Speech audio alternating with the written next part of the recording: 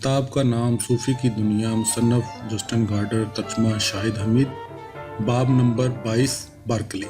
آتش بار آفتاب کے گرد پریشان کن رفتار کے ساتھ گھومنے والے سیارے کی طرح۔ البرٹو اٹھا اور اس کی کھڑکی کی جانب چلا گیا جس کا رخ شہر کی طرف تھا۔ صوفی نے اس کی تقلید کی اور اس کے پیچھے پیچھے آ گئی۔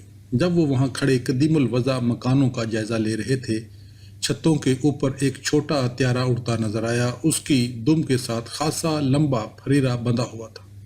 صوفی کا خیال تھا کہ یہ شاید کسی برائے فروخت چیز یا مقامی تقریب از قسم راک موسیقی کی محفل کا اشتہار ہے، لیکن جب ہتھیارہ قریب آیا اور اس نے اپنا رخ تبدیل کیا، اسے پھریرے پر بالکل ہی مختلف پیغام دکھائی دیا۔ ہیلڈے سالگرہ مبارک۔ بن بلایا مہمان البرٹو کا واحد تبصرہ تھا۔ جنوب کی طرف واقع پہاڑیوں سے بھاری سیاہ بادل شہر پر امڑنے لگے تھے۔ چھوٹا ہتھیارہ تاریک فضا میں غائب ہو گیا۔ مجھے اندیشہ ہے کہ طوفان بادوبارہ آ رہا ہے، البرٹو نے کہا۔ چنانچہ میں بس پکڑتی ہوں اور گھر چلی جاتی ہوں۔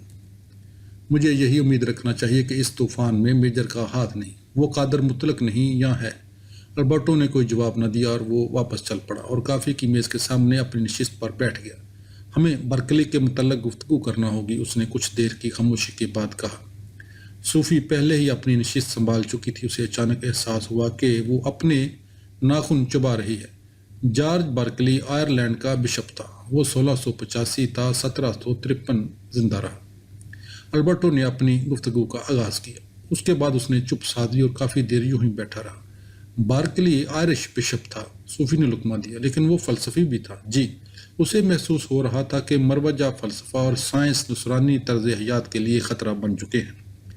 وہ سمجھنے لگا تھا کہ عیسائیوں کا تمام فطرت کے خالق اور محافظ کی حیثیت سے خداوند کی ذات پر جو ایمان ہے، اس میں دراڑیں ڈالنے میں مادیت پرستی بھی جوہر شبہ حیات میں نفوذ کرنے لگی تھی۔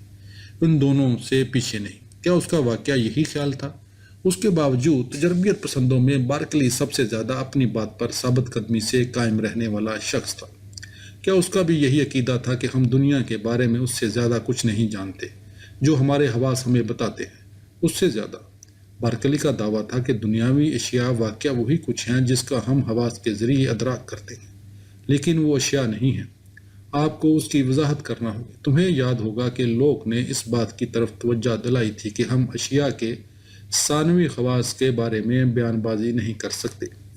ہم یہ نہیں کہہ سکتے کہ سیب سبز اور ترش ہے، ہم صرف یہ کہہ سکتے ہیں کہ ہمیں ادراک یہی ہوتا ہے کہ یہ سبز اور ترش ہے۔ لیکن لوک نے یہ بھی کہا تھا کہ کثافت، کشش شکل اور وزن جیسی بنیادی خواص کا واقعہ ہمارے گرد و پیش کی دنیا سے تعلق ہے۔ دراصل خارجی حقیقت مادی ماوا ہے۔ ہاں، یہ مجھے یاد ہے، اور میرا خیال ہے کہ لوک نے اشیاء کی جو تقسیم کی تھی وہ اہم تھی۔ ہاں صوفی، بشرطے کا معاملہ یہیں پر ختم ہو جاتا۔ اپنی بات جاری رکھے۔ دیکارت اور سپنوزا کی طرح لوک کا بھی ایمان تھا کہ مادی دنیا حقیقت ہے۔ جی، بالکل یہی وہ بات ہے جس پر بارکلی کو اعتراض تھا، اور اس نے یہ کام تجربیت پسندوں کی منطق کی مدد سے ہی کیا۔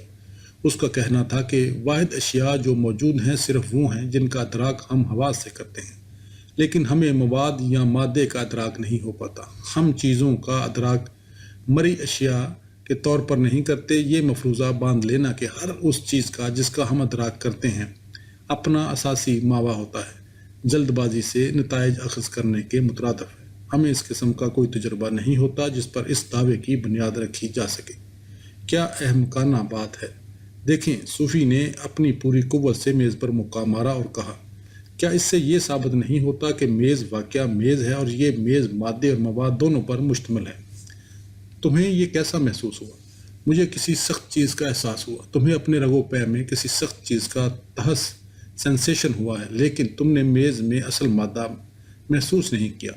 اسی طرح تم خواب بھی دیکھ سکتی ہو کہ تم کسی سخت چیز پر ضرب لگا رہی ہو، لیکن خواب میں تو سخت چیز نہیں ہوتی۔ یا کہہ دو کہ ہوتی ہے۔ نہیں، آپ ٹھیک کہتے ہیں، خواب میں نہیں ہوتی۔ کسی شخص کو عمل تنویم کے ذریعے بھی حرارت اور برودت، پیار کی تھپتھپاہٹ یا مکے کی ضرب جیسی چیزیں محسوس کرائی جا سکتی ہیں، لیکن میز اگر سخت نہیں، پھر مجھے اس کا احساس کیوں ہوا؟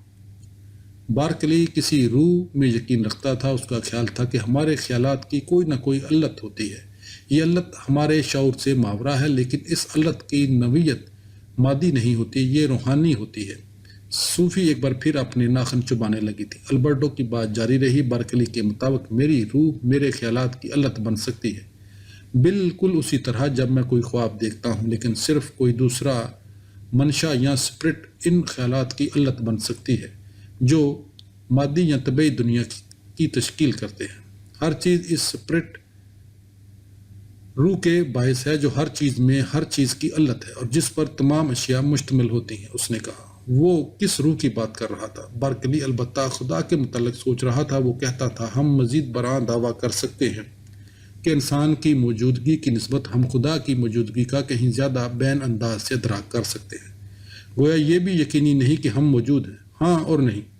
ہر وہ چیز جو ہم دیکھتے اور محسوس کرتے ہیں، بارکلی کے الفاظ میں خدا کی قوت کی تاثیر ہے، کیونکہ خدا بے تکلفانہ انداز سے ہمارے شعور میں موجود ہوتا ہے اور ہمارے ان خیالات اور ادراکات کو بکثرت وجود میں لانے کا سبب بنتا رہتا ہے، جن کا ہمیں مسلسل تجربہ ہوتا رہتا ہے۔ ہمارے گرد و پیش کی ساری دنیا اور ہماری تمام زندگی کا وجود خدا کی ذات میں ہوتا ہے۔ ہر وہ چیز جو موجود ہے اس کی واحد علت وہی ہے، ہم صرف خدا کے ذہن میں موجود ہوتے ہیں۔ اگر میں نرم سے نرم الفاظ استعمال کروں تو بھی میں یہی کہوں گی کہ میں چکرا گئی ہوں۔ چنانچہ ہونا یا نہ ہونا، ٹو بی اور ناٹ ٹو بی مکمل سوال نہیں ہے۔ سوال یہ بھی ہے کہ ہم کون ہیں؟ کیا ہم واقعہ گوشت پوست کے بنے ہوئے انسان ہیں؟ کیا ہماری دنیا حقیقی اشیاء پر مشتمل ہے یا ہمیں دماغ نے محصور کر رکھا ہے؟ صوفی اپنے ناخن چباتی رہی۔ البرٹو کا سلسلہ کلام جاری رہا۔ مادی حقیقت واحد چیز نہیں تھی جس پر بارکلی اعتراض اٹھاتا رہا۔ وہ یہ استفسار بھی کر رہا تھا کہ آیا زمان اور مکان کا کوئی مطلق یا آزادانہ وجود ہے؟ زمان و مکان کا ہمارا اپنا ادراک بھی محض ذہن کی اختراع ہو سکتا ہے۔ ضروری نہیں کہ ہمارے 1 یا 2 ہفتے خدا کے نزدیک بھی 1 یا 2 ہفتے ہوں۔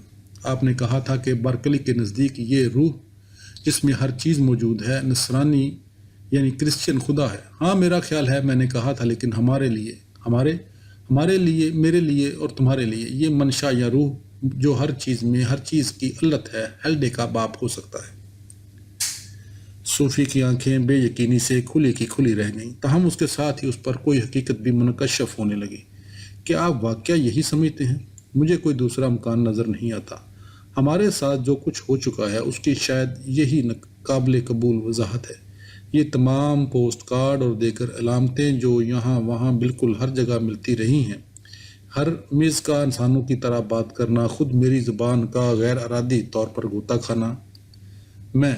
ذرا سوچو ہیلڈے، میں تمہیں صوفی کہتا رہتا ہوں، حالانکہ اس ساری مدت کے دوران میں مجھے بخوبی معلوم تھا کہ تمہارا نام صوفی نہیں ہے۔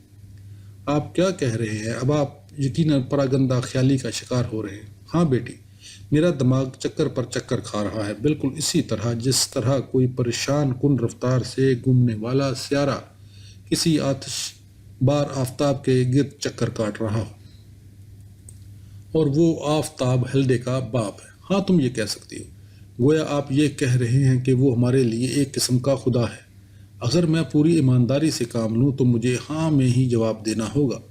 اسے اپنے آپ پر شرم آنا چاہیے۔ خود ہیلڈے کے متعلق کیا خیال ہے؟ صوفی، وہ تو فرشتہ ہے۔ فرشتہ؟ ہیلڈے ہی تو ایک ہستی ہے جس کی طرف یہ روح رجوع کرتی ہے۔ تو کیا آپ یہ کہنا چاہتے ہیں کہ البرٹ کیننگ ہمارے بارے میں ہیلڈے کو بتاتا رہتا ہے یا ہمارے متعلق لکھتا رہتا ہے؟